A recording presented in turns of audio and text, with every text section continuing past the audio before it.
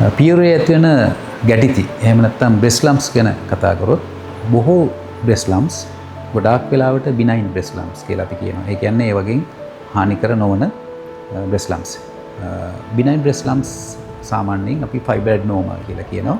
Breast එකේ තිබෙන පටකවල වර්ධනයක් සිදු වී ඔබට හානි නොවන ගැටිත වර්ගයක් ඇතිවීම. හැම ගැටිත්තක්ම සාමාන්‍ය විදිහට ඒකෙන් හානියක් නොවෙනවා කියලා තීරණය කරන්නේ නැහැ.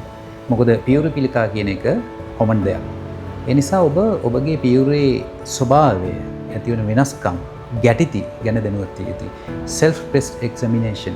එහෙම නැත්නම් ඔබගේ පියුර ගැන අවබෝධයෙන් සිටීම. self breast examination මාසයකට සැරයක් සිදු කරනවා. ඔබගේ පියුර ඔබ විසින්ම පරීක්ෂා කර ගැනීම.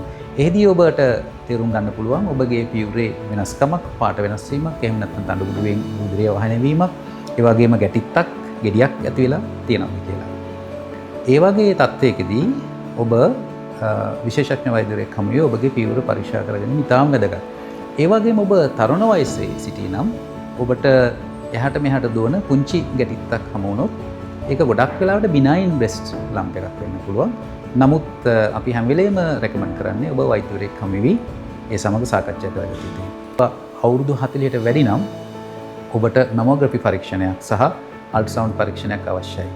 ඔබ රෙගියුලර්ලි එහෙම නැත්නම් පිළිවෙලකට ඔබගේ මැමෝග්‍රැෆි පරීක්ෂණය සිදු කරගත යුතුයි.